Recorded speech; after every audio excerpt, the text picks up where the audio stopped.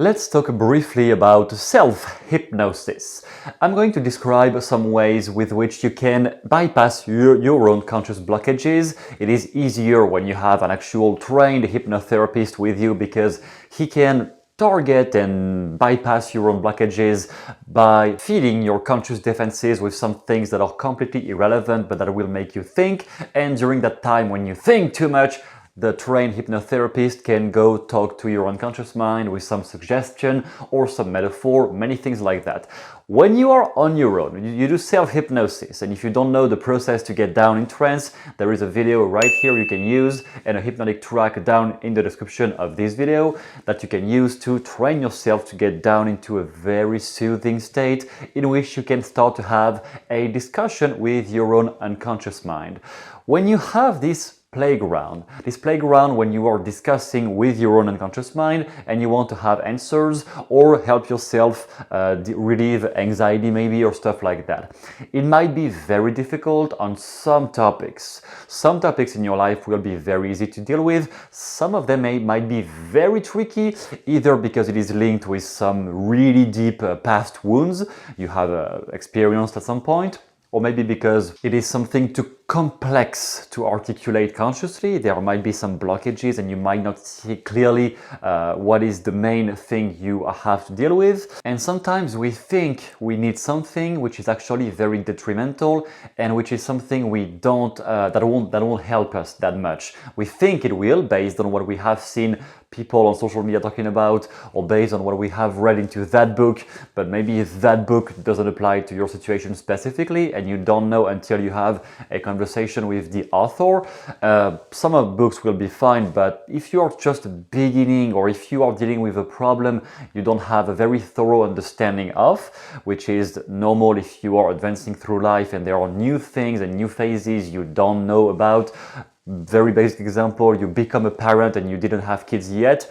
That's not something you're going to be able to deal with just like that in the blink of an eye. There are no normal learning curve that you have to go through by being a parent that you couldn't completely master before becoming a parent. And same thing with many other aspects of life. There are things you may not be trained, your mind may not be trained yet to spot the actual problem. When you start into entrepreneurship or when you get from college to having a job, all those things imply new changes and your mind may be blocking something sometimes because they are uncomfortable to look at. So I would like to talk to you about 3 different ways right here you can use your own unconscious mind into self-hypnosis once you are down in trance, and again the video will help you to get there. Once you are down in trance you can use certain subtle, clever ways to bypass your own defenses without having to push through pain.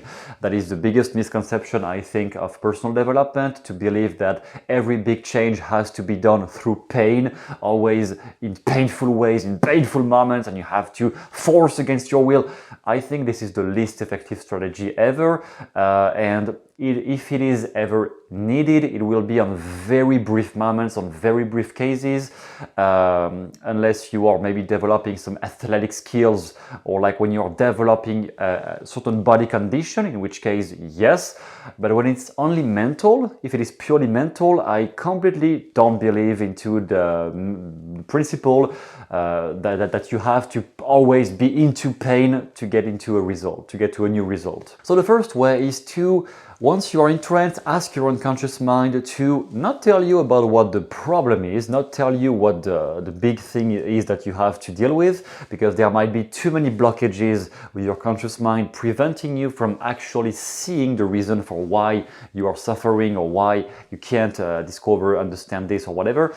But asking your unconscious mind to show you a symbol that can be a person, it can be just a person, it can be an object, it can be somebody, a mentor, it can be an object like a paperboard, whatever it is, asking your unconscious mind to show you a symbol. of what the problem or the solution is, and by showing yourself a symbol, there will be much less resistance from your, for example, from your visual system, because your visual system might be completely blocked if you are dealing with some very uncomfortable topic about yourself into self-hypnosis. You might not see anything if it is something too difficult, but if you ask your unconscious mind to give you a symbol is bypassing the actual very difficult image to look at. If it is a symbol, you won't have this resistance. Your conscious defenses won't show those resistance. So for example, you might ask your unconscious mind to give you the reason for why you can never be comfortable and confident at work. Very classic example. And the symbol your unconscious mind is giving you is a turtle, for example, a turtle dancing with a little skirt. For example, it might be something completely irrelevant like this, or that seems irrelevant, but the meaning behind that might be actually you're never fucking having fun. The day you start having fun at work, everything will be fine. So you don't even need confidence, you actually need fun. But those things can be very difficult if you try to figure them out by reading a book consciously. Sometimes it is very difficult. Once you go down in trance, you have a much bigger plethora of ways your unconscious mind can use to make you uncover the deeper things about yourself or about your life that you can't really evaluate on the awake state because it is too confusing. Or it seems like you're reading stuff but nothing applies to you, nothing is never completely clear enough for you to use it. By using this process, you will bypass all of that because you will have a symbol of what is the answer you need at this point in time. That might need some more understanding, some more clever discovery. Maybe you will need to investigate once being awake, okay, what this symbol means exactly, or how can I use this as a meaningful thing in my life? Or if it is still too confusing, stay back down in trance and ask your unconscious mind, now give me now show me a way I can use that symbol in my life. And that way you are really going to bypass a lot of defense mechanisms preventing you from actually seeing the solution you need right now. Number two, something I have used for the past 3 years, I think, or I started using it about 3 years ago. It is to use a certain method around automatic writing, not actually doing automatic writing just like this. I know it works for some people where you want to have the solution for one problem you have and it's confusing, it's blurry, you don't really know where to start with, or it's scary to look at it because there are some wounds behind it. In that case, just going automatic writing, with writing spontaneously with whatever comes to mind about the problem at hand, that might work for some people, specifically people who are used to write a lot. So a professional writer, I would say, yes, it probably works. But for people who are not used to let their hand and who don't have maybe the cognitive ability to write that easily, one method is to, same thing, go in trance, go into some deep hypnotic state, and once you are into that state, to ask your unconscious mind to make you write on a piece of paper the important information about the problem at hand. So if the problem at hand is you don't have friends, or if the problem at hand is you're not enjoying what you do at work, whatever it is, you can ask your unconscious mind to make you write whatever is needed to be understood while you are in trance like that. So most like in the best case scenario, you won't even open your eyes. That way it will prevent any conscious block from the things you would be writing, and that you have some escape mechanism because you know it's going to arrive on a thing that is really painful or really scary for you, and therefore most people who try to do that on the awake state, they would just stop writing or find the excuse of, oh, I don't really have time right now, I should better do this tomorrow, something like that. If you are down in trance, you won't have this problem, and specifically if you don't open your eyes, or like you may have a glimpse sometimes just to see you are not going overboard and like on the table, you just have a slight glimpse, but you write mostly with the eyes closed and you just let your unconscious mind guide your hand like that.